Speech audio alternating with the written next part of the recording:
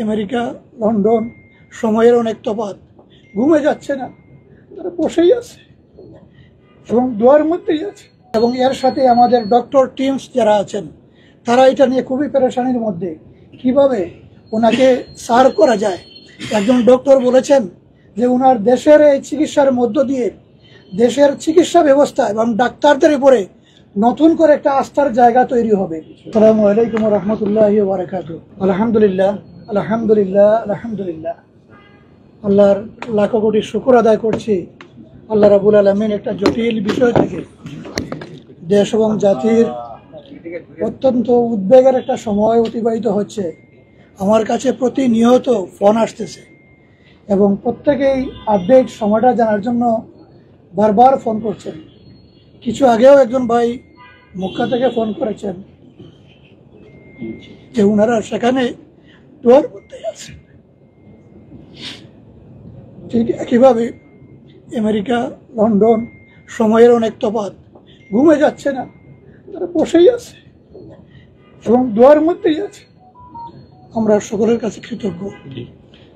ঠিক একইভাবে বিশেষ করে আজকের এই টিমের যিনি প্রধান, যিনি কার্ডিয়াক সার্জন জনাব জাহাঙ্গীর কবির সাহেব, ওনার কাছে আমরা পরিবারের পক্ষ থেকে খুবই কৃতজ্ঞ।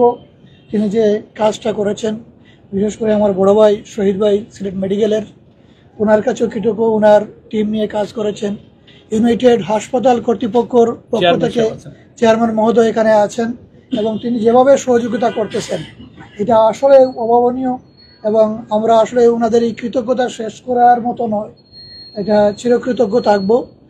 আর দলের পক্ষ থেকে আমাদের সেন্ট্রাল নেতৃবৃন্দ সার্বক্ষণিক এই বিষয়টা নিয়ে এবং এর সাথে আমাদের ডক্টর টিমস যারা আছেন তারা এটা নিয়ে খুবই পেরেশানির মধ্যে, কিভাবে ওনাকে সার্ভ করা যায়।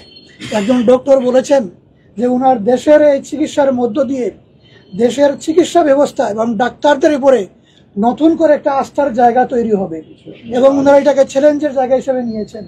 আমরা বিশ্বাস করি যে এটা ইনশাআল্লাহ এটা জন্মিবে এবং দেশের চিকিৎসার প্রতি মানুষের যে আস্থার জায়গাটা এই চিকিৎসার মধ্য দিয়ে আরো অনেক অনেক গুণ বেড়ে যাবে।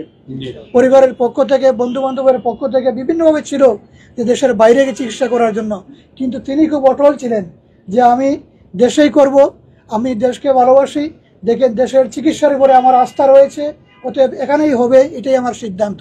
ওনার সিদ্ধান্ত আমরা দলগতভাবে সেটা নিয়েছেন এবং সেই আলোকেই হয়েছে। আপনাদের সকলের কাছে দোয়া চাই, বাকি সময়টাও যেন আল্লাহ রহমের সাথে নেন এবং তার এই বাকি সময়টা যেন সহজ করে দেন। বিশেষ করে অপারেশন পরপরই খুবই কষ্ট হয়, আচ্ছা আল্লাহ যেন সেই কষ্টটাকে লাঘব করে দেন, সবার কাছে দোয়া চাই। আসসালামু আলাইকুম ওয়া রাহমাতুল্লাহ। ধন্যবাদ।